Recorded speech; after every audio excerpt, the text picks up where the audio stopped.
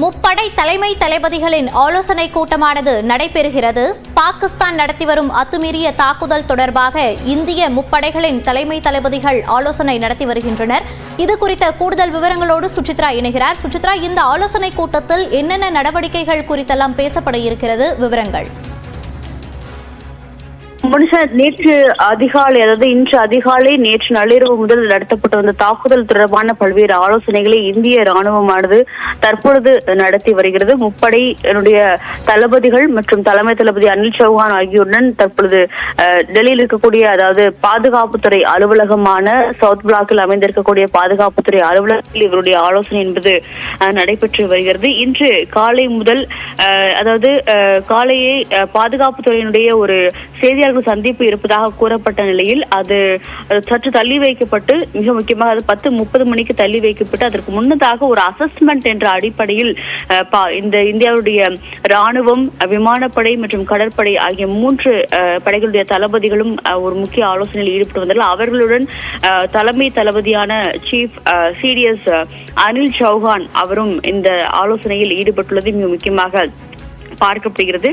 பாதுகாப்புத்துறையுடைய அமைச்சக அலுவலகத்தில் எவ்வளவு பாதிப்புகள் மற்றும் ஏற்பட்டுள்ளது என்பது தொடர்பான பல்வேறு முடிவுகள் இந்த ஒரு ஆலோசனை தான் அவர்கள் எடுத்துள்ளார்கள். பாகிஸ்தான் தரப்பில் நேற்று எந்த அளவிற்கு எதிர்த்தாக்குதலை இந்தியா வழங்கியது என்றும், அந்த எதிர்த்தாக்குதலில் பாகிஸ்தானில் எங்கெல்லாம் சேதம் கடுமையாக இருக்கிறது என்ற ஒரு ஆய்வுகளை அவர்கள் மேற்கொண்டு வருகிறார்கள். அது மட்டுமல்லாமல் கிரவுண்ட் லெவல் அசஸ்மெண்ட் ரிப்போர்ட் என்ற ஒரு முதற்கட்ட ரிப்போர்ட்டையும் அறிக்கையையும் அங்க இருக்கக்கூடிய இந்திய ராணுவத்துடைய அதிகாரிகள், வெஸ்ட் கமாண்ட், ஈஸ்ட் கமாண்ட் அதிகாரிகள் தற்பொழுது தலைமை தளபதிக்கு வழங்கியுள்ளதாகவும், அதன் அடிப்படையிலான ஒரு ஒட்டுமொத்த மதிப்பீட்டை இந்திய ராணுவமானது செய்து பாதுகாப்புத்துறை அமைச்சர் பிரதமருக்கு அவர்கள் வழங்க உள்ளதும் மிக முக்கியமாக பார்க்கப்படுகிறது. இந்தியாவினுடைய மீது நடத்தப்பட்ட தாக்குதல்களில் இந்திய பகுதிகளில் எவ்வளவு பாதிப்புகள் ஏற்பட்டுள்ளது, பொதுமக்களுக்கு ஏற்பட்டுள்ள பாதிப்புகள் என்ன, உயிரிழப்புகள் என்ன, ஒரு மெட்டீரியல் அளவிலான சேதங்கள் எவ்வாறு இருக்கிறது, இந்தியாவுடைய விமானப்படை தளம், ராணுவ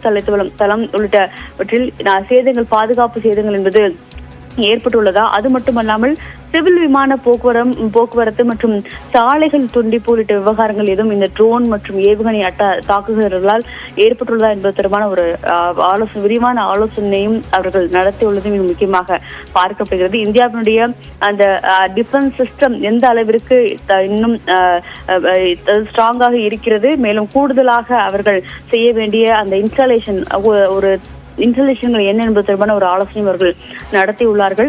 டிஆர்டிஓவினுடைய வழியாக பெறப்பட வேண்டிய கருவிகள் ஏதேனும் தேவைப்படுகிறதா, முப்படைகளுக்கும் இருக்கக்கூடிய தேவைகள் என்ன என்பது தொடர்பான ஒரு அசஸ்மெண்ட்டையும் இந்த ஒரு நீண்ட இரவின் தாக்குதலுக்கு பிறகு தற்பொழுது மத்திய பாதுகாப்பு படையினர் தற்பொழுது செய்து வருகிறார்கள். முப்படைகளுடைய தலைமை தளபதி அனில் சௌஹான் தலைமையில் நடைபெற்று வரும் இந்த ஆலோசனை கூட்டத்தில் சவுத் பிளாக்கில் முப்படை தளபதிகள் பங்கேற்று அந்த ஒரு காட்சிகள், அதாவது நேற்று இந்தியாவுடைய ட்ரோன்கள் மூலமாகவும் முப்படைகள் சார்பாகவும் எடுக்கப்பட்ட அந்த காட்சிகள், தாக்குதலின் பொழுது உறுதிப்படுத்தப்பட்ட சம்பவங்கள், சேட்டலைட் இமேஜஸ் உள்ளிட்டவையும் பயன்படுத்தி என்னென்ன அந்த மதிப்புகளையும் அவர்கள் ஆய்வு செய்து வருவதையும் மிக முக்கியமாக பார்க்கிறோம். இதற்கு அடுத்தபடியாக பாதுகாப்புத்துறை அமைச்சர், பிரதமர், தேசிய பாதுகாப்பு ஆலோசகர் ஆகியோருடைய ஒரு முக்கிய ஆலோசனை கூட்டங்களும் இன்று இந்தியாவில் டெல்லியில் தலைநகரில் நடத்தப்பட்டுள்ளது முக்கியமாக பார்க்கப்படுகிறது. நேற்று 26 இடங்கள் முதற்கட்ட ட்ரோன் அட்டாக் மூலமாக பாகிஸ்தான் இலக்கை நிர்ணயித்த நிலையில் அதன் பிறகு